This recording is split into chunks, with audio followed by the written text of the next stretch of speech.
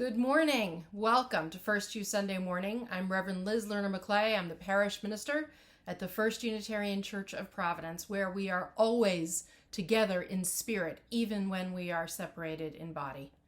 May we make the very most of this day, starting now together with the words for our chalice lighting.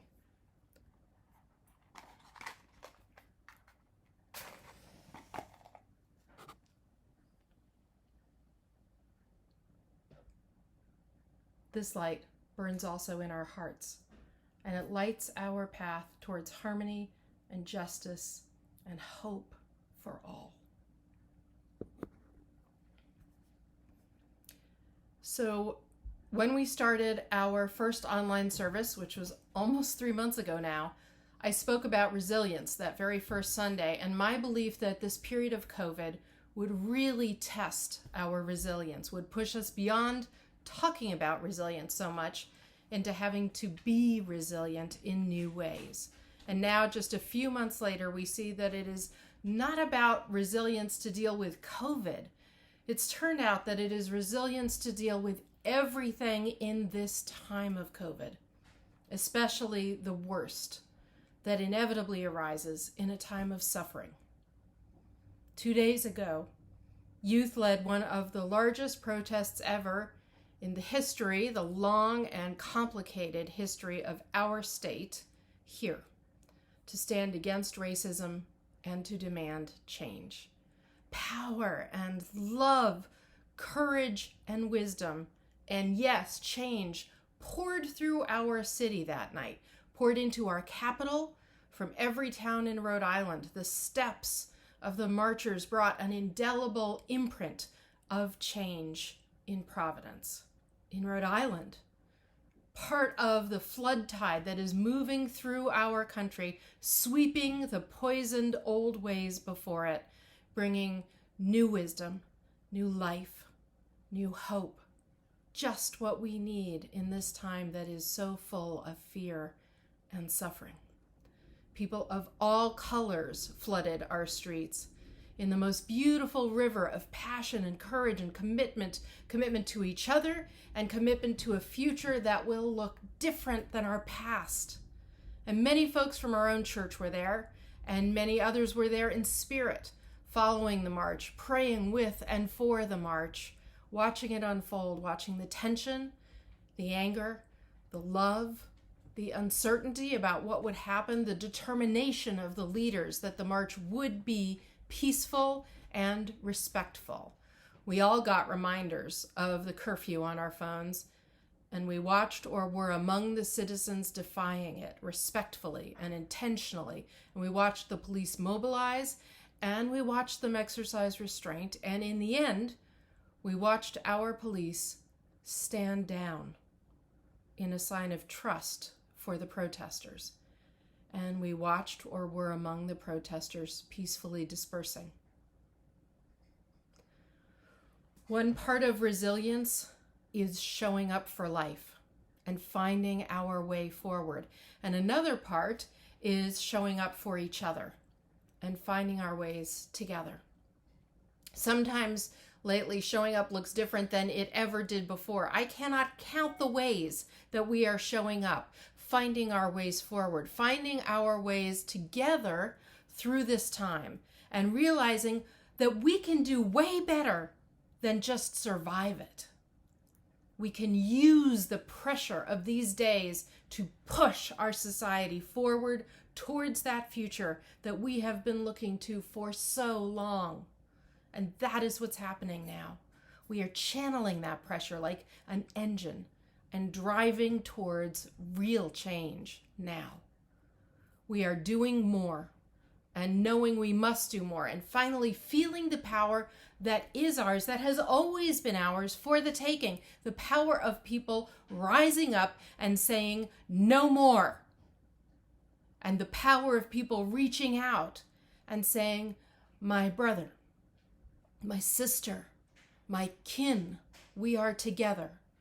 We will not let our society continue down this path of racism and oppression, of dehumanization and division and isolation. We will not choose money over lives. We will not value transactions more than sacredness, and we will not allow entrenched, poisoned systems of oppression to continue their dominion over us all, over decency and compassion, and especially their dominion that denies the preciousness of Black lives, of brown lives, of immigrant lives, of poor people's lives, all the lives of those most at risk, because our society, we must claim it, our society for so long has said that some people matter and others do not. The American dream has been that anyone can matter, but not that everyone can matter. Not that everyone can matter at the same time. And that is the poison at the heart of our democracy. And now we see that life can't go on hold while we get through COVID. It mustn't go on hold. There is no other way out except for through, living into and through this time to what my friend Reverend Jenkins from Bethel AME calls the new next and the new normal. A new normal. A normal we have never seen before. That we can have, that we all can have, that we bring into existence right now in this time of Genesis. A real Eden, flawed and beautiful. Because everyone is in the garden and there are no walls. As our Director of Religious Education, Kathy Sagal, said at our staff meeting last week, our faith affirms that revelation is not sealed, that it is ongoing, and we are right in the middle of a moment of ongoing revelation. So, these warm and blooming days with COVID and fierce energy and protests and organizing, when some of us have to stay in and some of us have to get out, this is the question we need to answer. When and how will we show up going forward? We need to find and live our answers as these days unspool before us. And it doesn't all have to be about church, but we are here. First You is here for you and with you, calling us all toward this future we can win together. So as you are finding your way, please keep showing up for this beloved community. In this time of isolation and selfishness, help us stay strong when so many in our nation encourage our people to say, what is in it for me? Our faith stands firm and clear, saying that is not the question. The question always has been, always will be, what is in it for us, meaning all of us. Faith has always been part of resilience for humanity. My resilience is rooted in hope and in relationships. My hope is rooted in the belief that revelation is ongoing, and there is always more we can learn and always more we can do. And my relationships are rooted in care and love. We all know how much more we can do together than alone. Sistering. Or as Reverend Roger Peltier said at that STAME staff meeting, we keep hearing about what's happening with assisted living communities right now, but in truth, all communities are assisted living communities. I hope we have all seen the beauty and power of family, of real friendships and deep community that will help us do what we must do and be what we must be. In other words, you are essential to my faith. I believe in you, and I believe in this time of revelation and change. I hope we all share that belief. We need each other. We're made to need each other, and it's a good thing.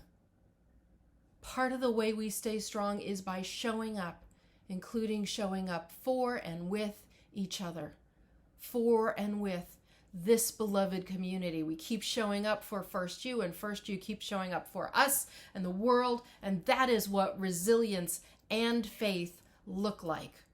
I am so grateful for what we are together, for our resilience and the beauty and the possibilities and courage to change ourselves and change our world. And I love you.